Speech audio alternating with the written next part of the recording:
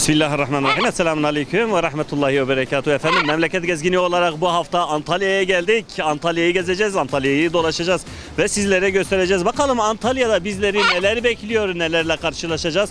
Hep birlikte göreceğiz tabii. Bununla birlikte Antalya'da iki tane küçük misafirimiz var. Ben gerçi onların misafiriyim. Şu anda biri sağda, diğeri solda.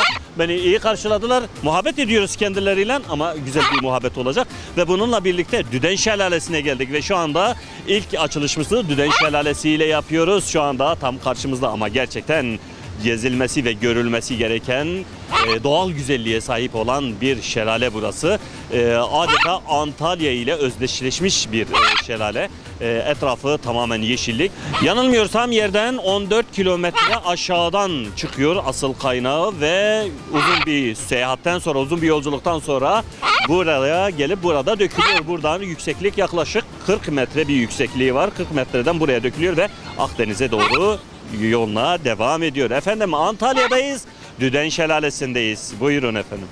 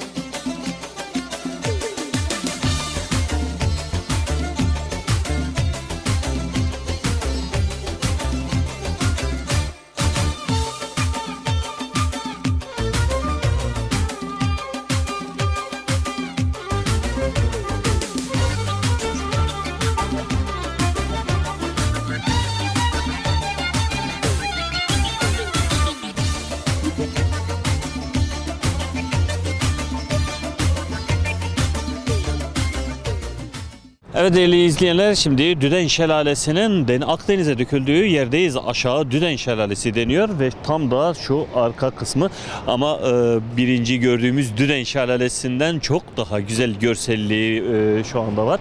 Sesi buraya kadar geliyor ama muhteşem bir görüntüsü var. Gerçekten görülmeye değer bir yapısı. Çağlayan gibi Akdeniz'e dökülüyor ve tatlı su tuzlu suyla karışıyor burası.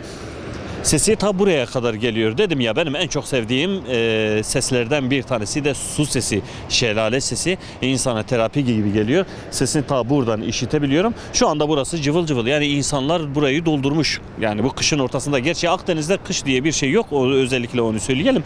Kışın ortasında rahat bir şekilde dolaşabiliyorsunuz üşümeden. Çünkü sıcak bir havası var. Ve insanlar da şu anda burayı doldurmuş ve gezmeye gelmişler. Aşağı Düden Şelalesi'ni izlemeye gelmişler.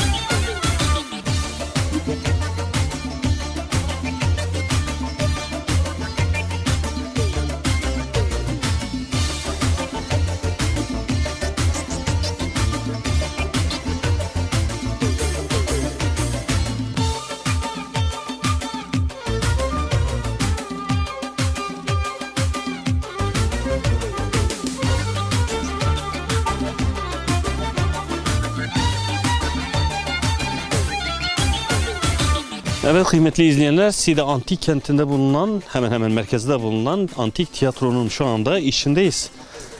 Yaklaşık 1700 yıllık bir tarihi geçmişi var bu Antik Tiyatro'nun. Ve şu anda sapasağlam ayakta duruyor.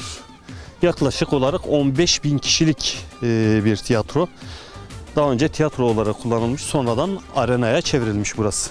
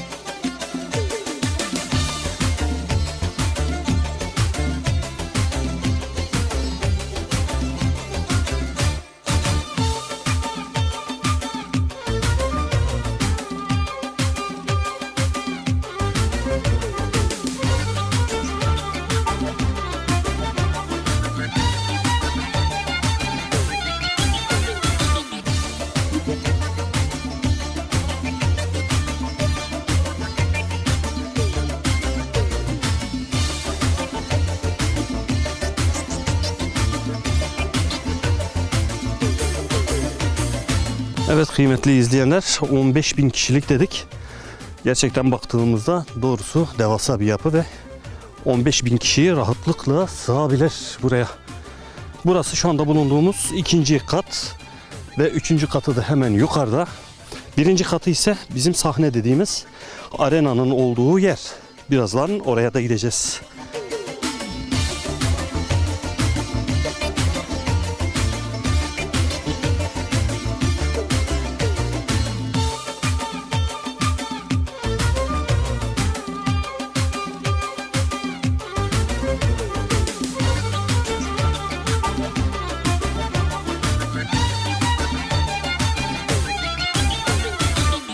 Evet kıymetli izleyenler, şu anda sahne bölümünün olduğu yerdeyiz. Buradan yukarısı gerçekten çok güzel gözüküyor. Devasa bir büyüklüğü var dedik. Sahne olarak ilk önce inşa edilmiş, sonradan arenaya çevrilmiş burası.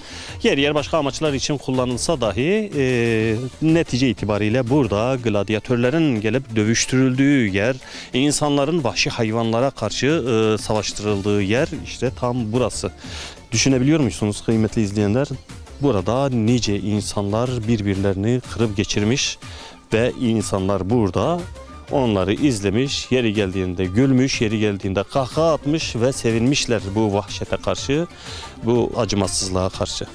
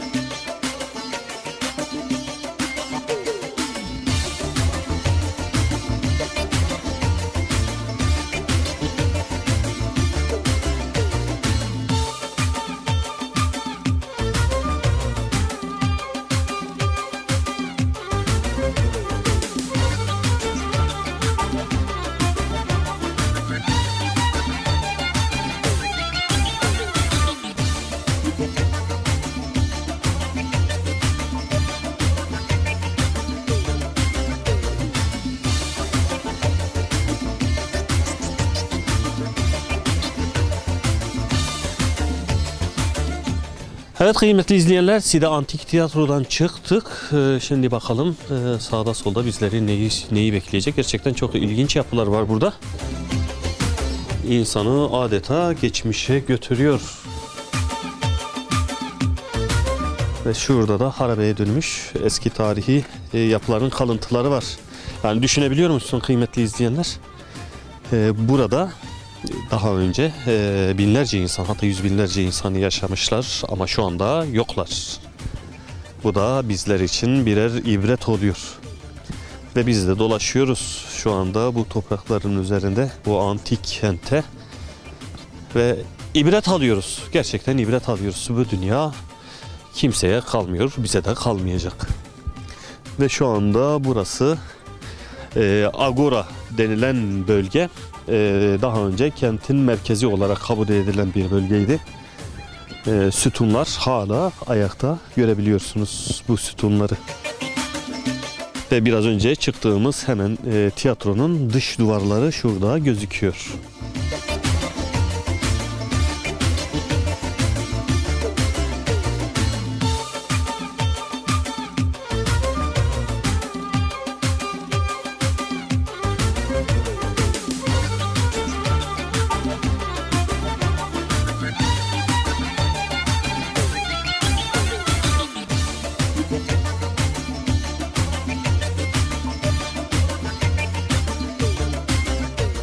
Evet kıymetli izleyenler, yani Side'nin hemen her tarafında bu yapıları görmek mümkün. Yani adeta Side yani taşı, toprağı, tarih kokan bir belde.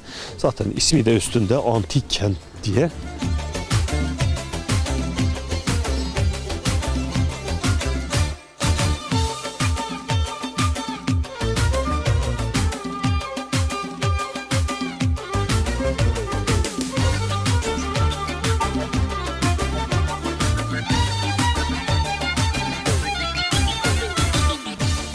Kalp gözüyle gördüğümüzde gerçekten ibret verici bir yapıyla şu anda karşı karşıyayız. Yani yeter ki kalp gözüyle görelim. Ve şurada da şu anda yıkılmış yerler ama şurası yanılmıyorsam ara cadde gibi eski sokaklar gözüküyor, göze çarpıyor. Evler var burada. Harabeye dönmüş, yıkılmış ama ev oldukları belli.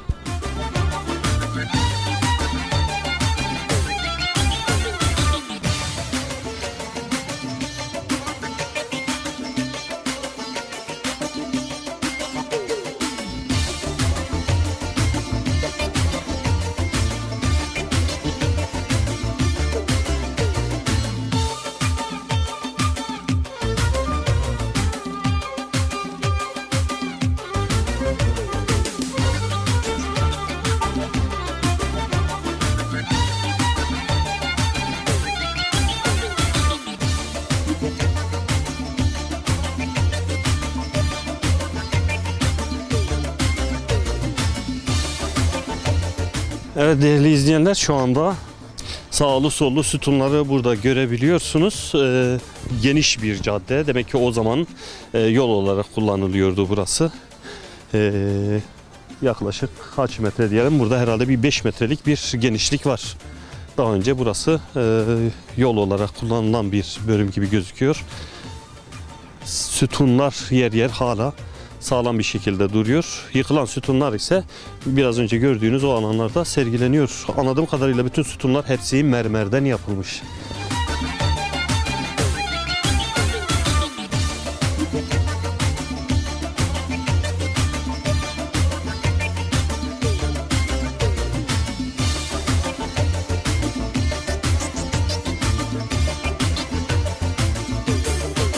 Yaklaşık 2700-3000 yıl önce burası dünyanın en modern şehirlerinden bir yermiş. Öyle gözüküyor. Yapıtlarından, taşlarından, oyma işçiliğinden ve şehrin yapısından bu şekilde gözüküyor. Ancak dediğimiz gibi şu anda harabe ve o zamandan kalan insan yok şu anda. Hepsi hesap vermeye gitmişler.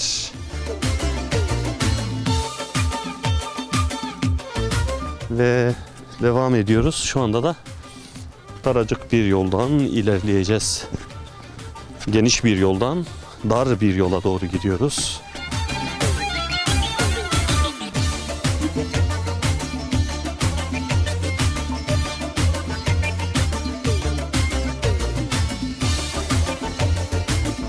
Evet kıymetli izleyenler, şu anda dar yola geldik.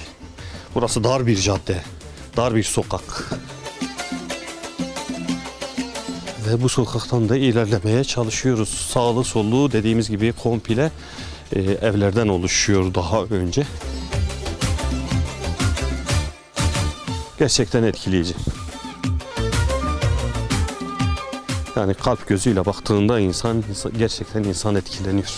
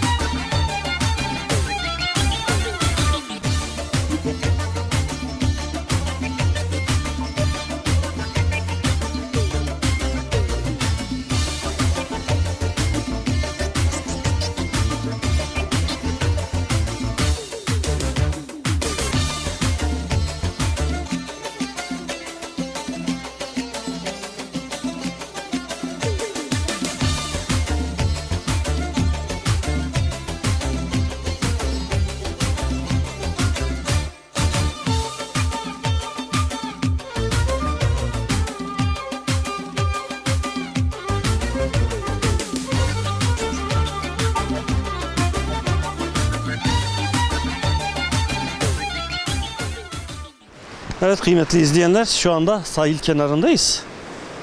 Side sahil kenarı. Burada bir kardeşimizi uzaktan gördük. Sanki balık yakalıyor gibi. Hemen kendisine bir mikrofonu uzatalım. Buraları biraz kaygan oda var. Dikkatli olun arkadaşlar, siz de dikkatli olun. Bir şey olmasın.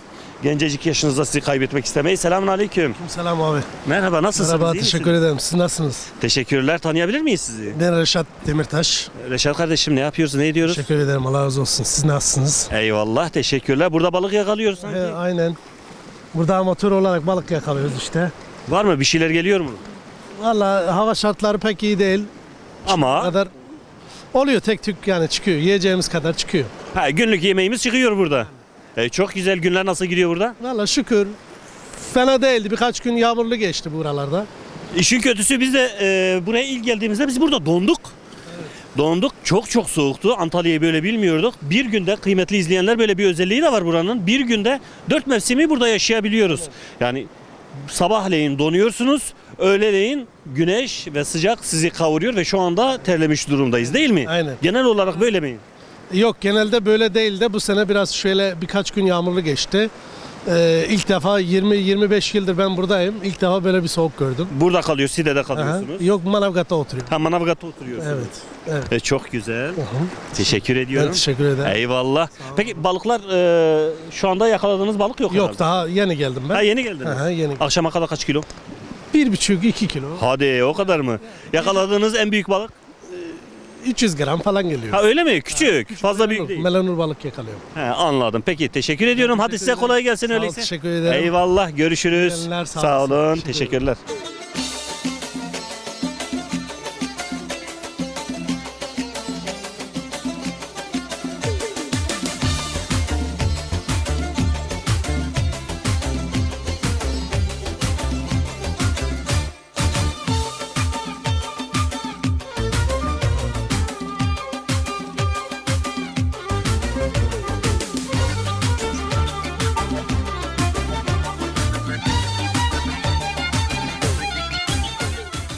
Evet değerli izleyenler, şimdi Antalya'nın en meşhur yerlerinden bir yere geldik. Expo 2016 fuar alanı. Şu anda yanımızda bir kardeşimiz var, Serdar Bey. Kendisi buranın mihmandarı.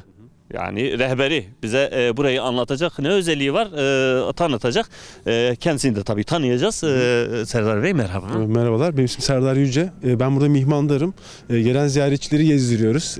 Misafirleri burada ev sahipliği yapıyoruz. Gelen insanlara misafir olarak ağırlıyoruz. Çok güzel, bizi de misafir ettiler kendileri, değil mi? Başımızla beraber. Eyvallah, başınız her daim sağ olsun inşallah. Expo 2016 çok duyduk televizyonlarda, basında. Nedir? Bize biraz anlatır mısınız? Hemen anlatayım. Daha önce izah etmiştim. Şimdi yine hızlı bir şekilde anlatayım. Expo, exposition kelimesinden çıkıyor. Sergi anlamına geliyor. Her sene yapılan bir organizasyon. Aslında ana expolar 5 senede bir yapılıyor. Ara expolar her sene yapılıyor. Türkiye'de Yunanistan 2016'daki expoyu mali krizlerden dolayı alamamasından dolayı bir fırsat olaraktan aldı ve buraya 2 milyar dolar para harcayaraktan komple bir tesis kuruldu. 1 milyon 121 bin metrekare. Yani 1121 dönümlük bir alan. Devasa bir alan. Biraz hani anlaşılacak bir şekilde 200 futbol sahası büyüklüğünde, evet. Devasa bir alan. Alan içerisinde 55 ülke, 9 şehir, 10 ilçe, 7 tane kurumun kendine ait yerleri var. Hatta 4 tane üniversitenin kendine ait yerleri var. Yani kendilerine ait dediğiniz buraya geliyorlar, kendileri düzenliyor. Büyükşehir Belediyesi tarafından yapılmış bir alandır. Ağaçlar buradan getirilmiştir. Bitkiler buradan getirilmiştir. Arka tarafta Urfa bahçesine ait yerler vardır. Urfa'dan getirilmiştir. Mesela İtalya'dan getirilmiş oradaki bütün malzemeler. Bu şekilde yapılmıştır. Arka tarafta işte Antalya bahçesine ilgili olaraktan da yerler görüyoruz. Mesela Antalya'nın bilinen yerleri, Aspendos olsun, Yivli Minare olsun, Üç Kapılar olsun. Ne güzel. Tabii ki. Peki ülkeler, burada en güzel temsiliyeti sağlanan ülke hangisi? Burada 55 tane ülke yer kendine ait yerini yaptı ve buna uygun bitkilerini ve ağaçlarını diktiler. En güzel bahçe Çin bahçesi olarak. Gideceğiz oraya. Evet tabii, zaten orası göreceksiniz Çin bahçesini. Çok muazzam bir bahçe. Çok böyle nasıl söyleyeyim? Çok parlak bir bahçe söyleyeyim. Yani kıymeti bilmesi gereken bir bahçe. Vallahi şimdiden merak ettim ben orayı. Tabii. Çin'e gidiyoruz öyleyse. Tabii ki. Sizinle birlikte. İnşallah. Uçağa binmeden 2 adımlık bir yolda Çin'e gideceğiz. Bununla birlikte sanki botanik bahçesi de vardı buranın. Botanik... Cam sera, Cam sera, yağmur ormanlarını temsilen bir cam serası var, evet. Oraya gidiyorum. Gerçi burası normal yürüyerek bir hafta sürebilecek bir yer. Yani hiç durmadan 5 saatte gezebilirsiniz ama hani daha böyle kıymetini anlayarak bakmak için bir hafta sürecek bir yer. Şimdi biz burada önemli yerlere bakacağız. Yani sadece biraz da akılda kalıcı güzel yerleri beraber bakacağız. Haydi bakalım hep birlikte bir dolaşalım, bir izleyicilerimize bir gösterelim bakalım. Expo 2016 bu kadar çokça basında duyduğumuz bu fuar alanı nasıl bir yer görelim. Buyurun efendim, Expo 2016.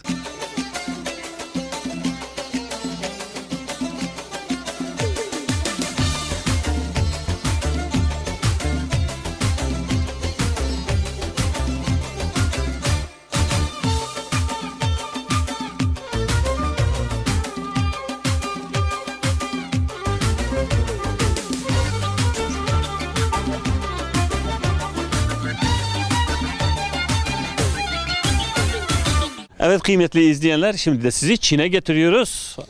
Expo 2016 fuarında Çin'i temsilen bulunan bir bahçe, ama güzel ve tatlı, şirin bir bahçe. Bize burayı biraz anlatsın. Tabii ki. Burası Çin bahçesi. Expo'nun en güzel bahçesi olarak seçildi. Yaklaşık 2,5 dönümlük bir alana yapıldı. Hatta yapılırken de biz buradaydık. 300 tane mahkum getirdiler Çin'den buraya. Çin'in mahkumları geldi buraya yaptı. Buraya mahkum geldiler. Dönem dönem tabii sayıları değişerekten ve bütün malzemeyi Çin'den getirdiler. İlk girişte Çin bahçesinin girişinde 4 tane karakter görüyoruz. Bundan ilki Çin, öbürü ülke olaraktan geçiyor. Üçüncüsü muhteşem ve bahçe. Yani Çin ülkesinin muhteşem bahçesi anlamına geliyor. İlginç. Bunu da burada öğrenmiş Tabii, olduk. Peki şu kapının niye o kadar yüksek? Bu tür mimarilerde bilerek yüksek yapıyorlar ki içeri girerken biraz daha farkındalıkta girin diye. Aslında bizim kültürümüzde de olan bir şey aynı zamanda. Anadolu kültüründe olan bir şey. İçeri girelim mi? Buyurun. Buyurun. Hadi bakalım, içeri giriyoruz kıymetli izleyenler. Bakalım içeride bizi ne bekliyor. Ve içeri girdik. Ama gerçekten güzel. Burada Çin'in evlerini görüyoruz değil mi? Gölgelik mi diyorlar bunlara? Burası Güney Çin mimarisine uygun bir şekilde yapıldı. İki tane yapımız var. Çin mimarisine uygun olaraktan. Bir de orta tarafta çardak adını verdiğimiz bir yapı var. Buraya yapan Çinlilerin şöyle bir özellik buraya eklediler.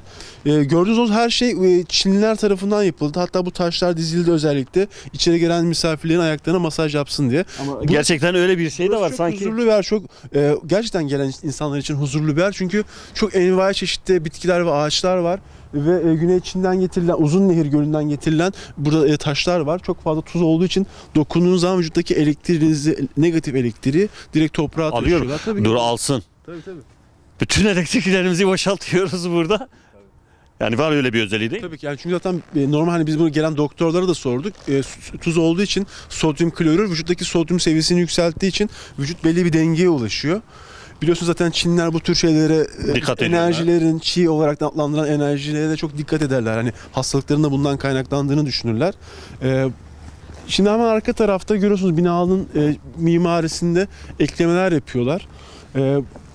Çin'deki yapıların çatılarının bu şekilde olmasının sebebi, onlara sorduğumuz zaman şunu söylüyorlar bize. Diyorlar ki kenarları kanatlarını açmış bir kuşa benzetiyorlar. Yani özgürlüklerine düşkünlüklerinden bahsediyorlar. Şimdi burası ev olarak mı kullanılıyor yoksa? Diğer taraf restoran olarak kullanılıyordu. Burası da onların ev aslında diyebiliriz. Ya da mesela salon şeklinde söyleyebiliriz. Ama burası VIP misafirlerimize karşılanması için yapılan bir yerdi. Cumhurbaşkanı geldiği zaman burada ağırlandı, misafir edildi. Çin'de, Çin kültüründe tabii. Ev olarak kullanılıyor bunlar. Ev olarak kullanılıyor. Lokanta olarak kullanılıyor. Yani yerleşim yeri olaraktan kullanılıyor. Hatta girişteki yazılarda da içeriden gelen güzel kokular size ulaşacaktır anlamında bir Çince bir yazısı var. İçeride 150 ile 200 yıllık kökler ağaçları kullandığını söylediler bize.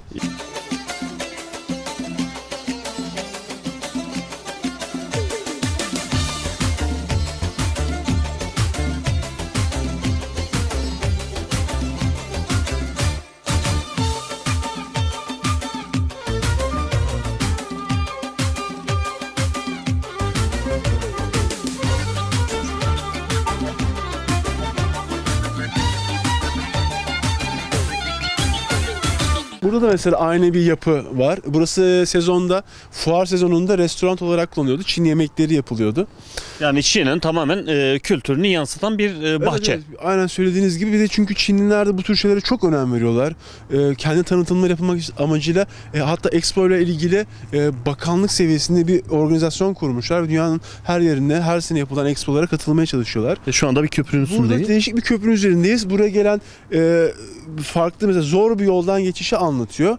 Buradaki en güzel Çin bahçesinin en güzel özelliklerden bir tanesi de salkım söğüt ağaçları. Gerçi şu an mevsimden dolayı kurumuş bir haldeler ama bildiğimiz aspirin, bu bakkallara satılan aspirinler aslında bunların kabuklarından yapılır. Hatta bu kabukları yiyerekten de herhangi bir baş ağrısı bulunursanız onları işte azaltabilir, geçirebilir. İlginç. Yani şimdi bizim evde bulundurduğumuz aspirinler bu ağaçtan mı yapılıyor? Evet, hatta bizim kültürümüzde derler ya, başınız ağrıdığı zaman gidin bir söğüdün altında uyuyun der, gölgesinde uyuyun derler. Aslında budur yani. İlginç. Tabii. Aslında hoş bir kokusu da var. Tabii güzel. İlginç, kıymetli izleyenler. Demek ki aspirin bu ağacın kabuklarından yapılıyormuş.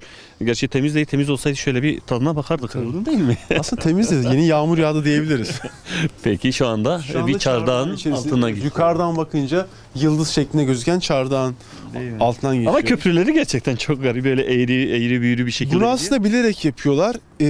Bir yere giderken o köprü ne kadar farklı zikzak yapsa da siz niyetiniz eğer temizse bir yere gidiyorsanız bu sizi bozmayacaktır, o anlamına geliyor. Bir yere ulaştırmak anlamında.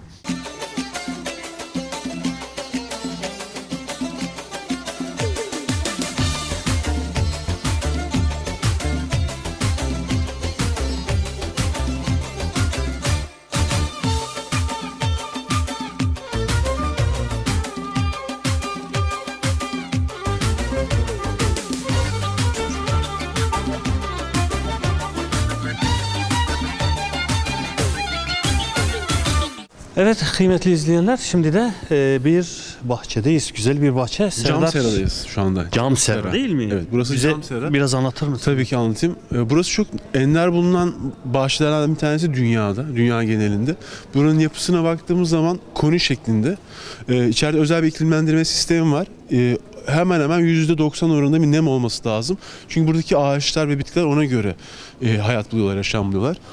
Şu anda değişik bitkiler de var burada. Bunlar mesela hepsi orkide çeşitleri. 45-50 çeşit arasından toplam 600'e yakın orkide var ve burada özellikle orkideler için özel bir uzman getirtildi. Bir Mustafa abimiz var. O yani sadece orkideler için uğraşıyor. Maşallah, bu işin uzmanı. Olmak zorunda çünkü bunlar mesela çok hassas, çok narin bitkiler. Bunlar yani özel ilgilenmek lazım. Orkide ayrı bir güzellik. Bir de bu bahçenin iki tane özelliği var. İki güzel özelliği daha var. Bir tanesi Madagaskar'dan gelen kutsal bir ağaç. Bu ağacın özelliğine göre... Yani kendilerine göre kutsal bir ağaç değil mi? Madagaskar bölgesine göre bir kutsal bir ağaç. Haftada 500 kilo su çekiyor. O yüzden bataklık bölgeler için çok iyidir. Aynı zamanda bir de o sudan yağmur suyla beraber yıkandığı zaman insanlar temizlendiğini, bütün kötülükten arındığını söylüyorlar. Hatta içtikleri zaman da şifa bulduklarını söylüyorlar. Aslında yağmur yağdığı zaman bütün mineralleri, ağaçta bulunan mineralleri bünyelerine kattıkları için. Bir de dünyanın en tehlikeli ağacı olarak seçilen Cannonball diye bir ağaç vardır. Niye tehlikeli? Hindistan'ın doğru yol kenarlarında yetişir. Patladığı zaman meyvesi etrafa eğilip insanlara zarar veriyor. Hatta öldürdüğünü söylüyorlar. O yüzden şu an için mesela dünya sıralamasında en tehlikeli ağaç olarak. Ama gerçekten tehlikeli bir ağaç, o kadar da olmaz. Tabii. Ama şimdi burada mesela kurutulmuş bir halde, yani kurutuldu ve onun etrafına da buradaki sorumlu Mustafa abimiz etrafını sarmaşıklarla hani süsledi. Ağacın kendi gövdesi duruyor gerçi. Çok güzel ama gerçekten burası çok güzel. Çok insanın hoşuna gidiyor. İnsanı dinlendiriyor. Çok enteresan palmiye türleri var mesela. Özel palmiye türleri ve özel ağaçlar var. Mesela kuş yuvası, çeşitli bitki türleri var. Sadece burası yağmur ormanlarında yani yağmur ormanları dediğimiz bir bölgede, yani büyük yüksek nem oranının olduğu bölgede yetişecek olan bitkilerin yaşadığı bir iklime göre yani yerleştirilmiş burası. O yüzden buranın özelliği başka. Hatta burada çalışan arkadaşlar devamlı burada kalmaması lazım. Kalamıyor çünkü yani belli bir zaman sonra artık ciğerleri tıkamaya başlıyor. O yüzden ona dikkat ediyoruz, yani dikkat ediliyor daha doğrusu. Gerçekten ilginç ve garip. Ama kıymetli izleyenler, yani emin olun burada bu yürüyüşü gerçekleştirdiğimiz vakit sanki kendimizi Amazon ormanlarındaymış mesela gibi hissediyoruz. Bak mesela bambu var. Bambular var mesela özel. Yani bunlar çok yani nadir bulunur mesela. Bizim ülkemizde var bambular ama bu kadar geniş olmuyor mesela. Ve bambular normalde genelde biraz hani ney şeklindedir. Yani neyler zaten hani Genelde bambudan bambu yapılır. ağacından Yani, evet yani sazlıktan yapılır da yani o boyuttadır ama mesela buradaki iklim yapısından dolayı bu şekilde geniş oluyor. Böyle güzel bir bahçemiz var yani. Muhtemelen bu kutsal ağaç dediğiniz de şu değil mi? Doğru. Gerçekten ilginç. Madagaskar'ın kutsal ağacı bu.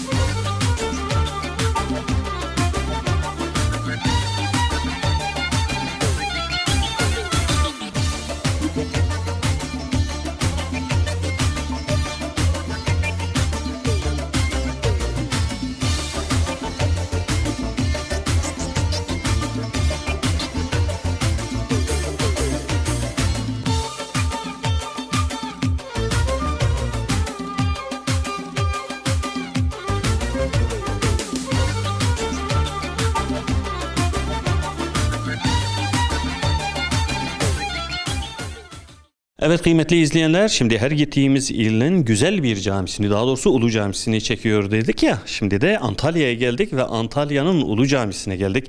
Namı diğer Yivli Minare Camii, Antalya ile simgeleşmiş olan bir cami. Şu anda yanımızda cami İmam Hatibi hocamız yanımızda. Hem kendisiyle tanışacağız, hem muhabbet edeceğiz, hem bu caminin tarihiyle ilgili bizi bilgilendirecek. Hocam selamun aleyküm. Selam, hoş geldiniz. Şerefler verdiniz. Hoş bulduk. Nasılsınız? İyi misiniz? Sağ olun, iyiyiz. Allah razı olsun. Nasılsınız? Teşekkürler. Allah razı olsun inşallah. Hocam tanısak önce sizi. İsmim Mustafa Erol.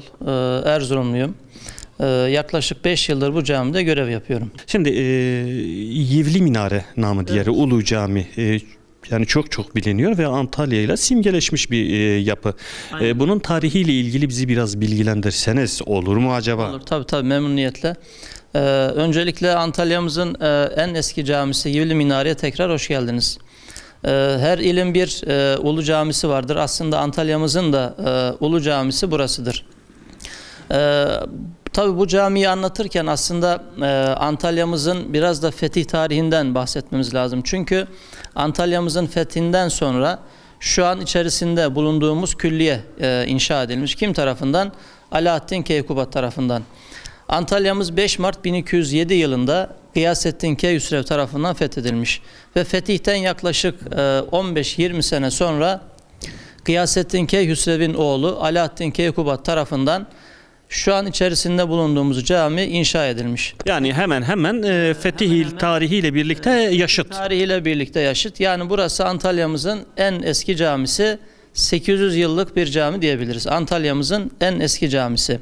Yakışır. Gerçi bütün yaşlılığı ortada ama tüm ihtişamıyla, tüm güzellikleriyle gene yani göz dolduran bir yapı. Biraz dolaştı. Gerçekten çok hoş, çok güzel. Yani böyle manevi bir huzuru var sanki. Gördüğünüz gibi yani hiçbir şekilde çivi kullanılmamış. Tamamen Horasan harcıyla yapılmış. 6 tane kubbesi var. Antalya'mızın en eski camisi. Yani şu an yeni binalar değil mi? Bir 50-60 sene anca dayanabiliyor ama işte eskiden teknolojinin belki de imkanlar kısıtlı diyorduk ama şu yapı gördüğünüz gibi tabi dönem restorasyon görse de 8 asırdır dimdik ayakta duruyor. Tabi külliyenin başka özellikleri de var. Şimdi Alaaddin Keykubat burayı yaptırdıktan sonra şu an dünyada eşi benzeri olmayan bir minare yaptırmış hemen yanına. Minaremizin yüksekliği 40 metre. 40 metre yüksekliği var yani. Yani minare dediğiniz Yivli Minare değil mi? Yivli Minare, aynen Yivli Minare caminin direkt girişindeki. Yani 14 katlı bir binanın yüksekliğinde bir minare. Mimar İsmail adında birisine yaptırıyor ve içerisinde de 90 tane basamak var. Bugün dünyada eşi benzeri olmayan ve Antalya'nın simgesi konumunda olan bir minare. Tabii şu an Yivli Minare Külliyesi'nde ecdadımız buraya geldiğinde burada belki eski eserler de vardı ama onları yıkmamış, onları ihya etmiş. Çünkü bizim fetih geneleğinde işgal politikamız yok, ihya politikamız var. Buradaki eserlerin hepsini belki bazılarının temelinde farklı eserler olsa da bunları İslami motiflerle süsleyerek bizlere kadar kazandırmışlar. Antalya'mız aslında 5 Mart 1207'de Gıyasettin Keyhüsrev tarafından fethedilmiş ama Antalya bir liman kenti olduğu için hem deniz ticaretinin hem de kara ticaretinin yoğun olduğu bir mekan olduğu için herkes tarafından herkesin yönetimde söz sahibi olmak istediği bir mekan. Yani sürekli saldırılara maruz kalmış. Bir grup Haçlı zihniyeti Kıbrıs'tan, bizim atalarımız da burada Korkuteli ilçemiz var oradan ve 5-6 defa sürekli el değiştirmiş Antalya. Ta ki en son 1361 yılında Kıbrıs Kralı 1. Pierre burayı işgal ediyor. Fetih'ten 150 sene sonra. Kimin dönemi o dönem? Hamitoğulları Beyliği dönemi. Beyliğin başında Mehmet Bey var. Mehmet Bey tam 10 sene hazırlık yapıyor ve 1373 tarihinde tekrar Antalya'yı hem denizden hem karadan kuşatarak Antalya'yı fethediyor Mehmet Bey. Ve bu savaş sırasında bir olay yaşanıyor ve bundan dolayı kendisine zincir kıran unvanı veriliyor. Nedir zincir kıran peki? Hemen aşağıda limanda iki kule arasında gerili bulunan zincirler var. Kendilerince düşman askerlerinin şehre girmemesi için, oraya gemilerin yanaşmaması için Bizanslılar zincirleri çekmişler. Ve Hamitoğlu Mehmet Bey ordusuyla beraber, gemileriyle beraber savaş sırasında o zincirleri kırarak şehri fethettiği için kendisine o tarihten sonra zincir kıran unvanı veriliyor. Gerçekten ilginç. Yani zincirleri kırıp o şekilde şehri fethediyor. Zincirleri kırıyor. Yani sinemalara konu olacak, sineması yapılacak bir şey. Aslında birçok şehrin mesela bir fatihi vardır. Örnek veriyorum, İstanbul'un fatihi kimdir? 1453 Fatih Sultan Mehmet. Antalya'mızın 2 tane fatihi vardır. İlk fatihi, son fatihi. Çünkü önemli bir şehir, sürekli el değiştirmiş dedik. İlk fatihi Gıyasettin Keyhüsrev, son fatihi kim? Zincir kıran Mehmet Bey. Şu an Yivli Minare Külliyesi'nde türbesi. Hocam isterseniz Tamam. bir oraya Evet, doğru gidelim. Aynen. Bugün Girer girmez ilk dikkatimi çeken konu bu. Aynen, Şimdi aynen. nedir bu? Neyin nesidir? Şimdi burası önemli. Neden önemli? Aslında Basabiliyor muyuz? Tabii kırılmaz cam. Üzerine de çıkabiliriz. Aynen. Burayı Vakıflar Genel Müdürlüğü en son 2006 ve 2010 yıllarında restore ettirmiş. Camimizin başına aslında her şey gelmiş. Yani bu caminin bir dönem müze olarak kullanıldığı da var. Ne zaman? Bu Cumhuriyet döneminde bazı dönemler vardır. Hepimizin malum bildiği dönemler. Evet. 1940 ile 75 yılına kadar, yani Kıbrıs Barış Harekatı'na kadar şu an içerisinde bulunduğumuz bu cami avlusuyla beraber Antalya Müzesi olarak kullanılmış. Antalya Müzesi. Kıbrıs Barış Harekatı'ndan sonra tekrar burayı cami olarak hizmete açmışlar. İşte o dönem, şu an caminin içerisinde gördüğünüz gibi belki Horasan harcı var orijinal bir şekilde ama o dönem caminin içi ve dışı sıvanmış. Yani komple buralar sıvalı ve vakıflar en son 2006 ve 2010 yıllarında bu camiyi restore ediyor ve restorasyon sırasında ve şu an bugün hemen hemen herkesin merak ettiği ve bu caminin en belirgin özelliği budur. Bu sistemi ortaya çıkarıyorlar. Çalışmalar sırasında kazılarda bulunuyor. Yani buranın mazisi 2010 yılına kadar. Öncesi bilinmiyor. İlginç. Var ama yani muhtemelen camiyle yaşıt 8 asırlık bir sistem ama bulunuş tarihi ne zaman? 2006 ve 2010 yıllarında restorasyonda bulunmuş. İlginç ve peki nedir? Onu ben sordum size. Aynen öyle. Nedir? Şimdi biz geldiğimizde tabii diğer külliyedeki eserlerin hepsinin hemen hemen üzerinde kitabeler vardır, değil mi? Bir eserin üzerinde kitabesi varsa zaten bilgileri oradadır, kanıtı odur. Bununla ilgili biz yaklaşık 7 aydır bir çalışma yaparak kitap çıkarmıştık ama bununla ilgili bir kitabeye rastlayamadık. Çünkü 2010 öncesi bilinmiyor. 2 tane ihtimalden bahsediliyor. Bir, burası külliye tarzında yapıldığı için yukarıda külliye hamamı var.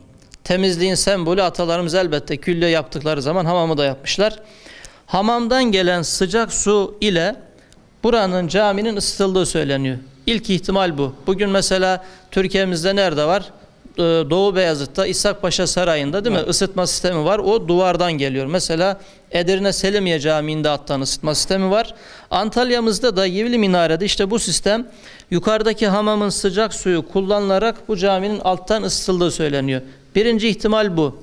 Ya da diğer bir ihtimal ise Antalya'mız Kaleiçi bölgesi. Eski Antalya burası. Şehir daha sonra yukarı doğru büyümüş ve eskiden o bölgelerde, ormanlık bölgeden, bazı kaynaklardan içme sularının buraya getirilip burada toplanıldığı ve daha sonra buradan aşağıdaki mahallelere taksim edildiği söyleniyor. Yani burası bir su sistemi ama ya ısıtma ya da içme suyu deposu. Hangi sebeple yapılırsa yapılsın ama gerçekten akıllıca Muazzam yapılmış. bir sistem, evet, değişik bir sistem. Vakıflar 2010'da burayı bulunca buranın merkezini böyle korumaya almış ve kırılmaz camla da bunu kapatmışlar. Gerektiğinde cuma günleri kalabalıkta namaz kılınsın diye böyle bir sistem yapmışlar. Bugün burası yerli ve yabancı binlerce turist tarafından ziyaret ediliyor. Değil mi? Evet. Gerçekten harika, Aynen, gerçekten çok değişik, güzel. Çok özel bir sistem. Hocam çok teşekkür ediyorum. Ben Bu teşekkür engin ederim. bilgilerinizden Tekrar dolayı. hoş Allah razı geldiniz. olsun Evet. inşallah. Sağ olun. Allah hayrınızı kabul etsin inşallah. Sağ olun, hoş geldiniz tekrar.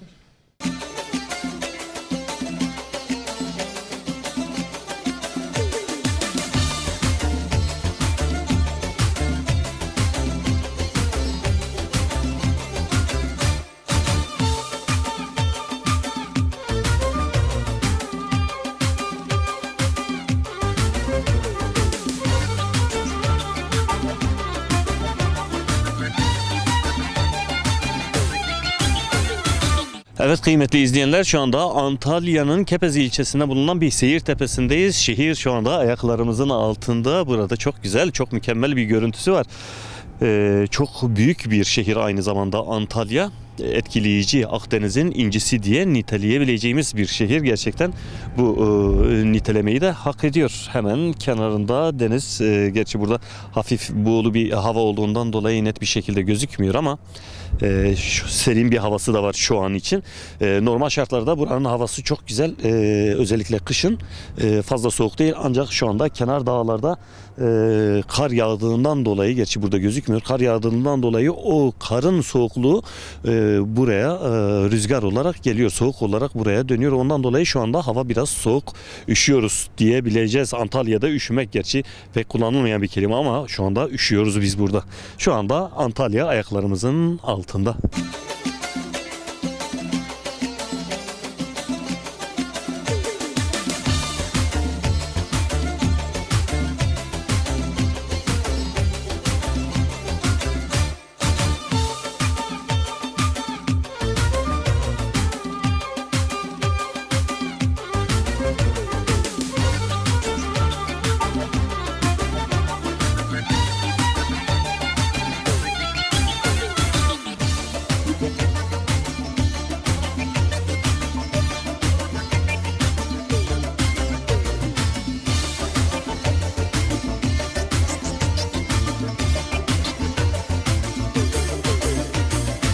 Evet kıymetli izleyenler, Antalya gezimizin burada sonuna geldik. Önümüzdeki hafta Antalya gezimize kaldığımız yerden devam edeceğiz inşallah. Önümüzdeki hafta buluşmak dileğiyle, görüşmek dileğiyle hepinizi Allah'a emanet ediyorum. Sağlıcakla kalın, hep mutlu kalın efendim. Esselamun Aleyküm ve Rahmetullahi ve Berekatuhu.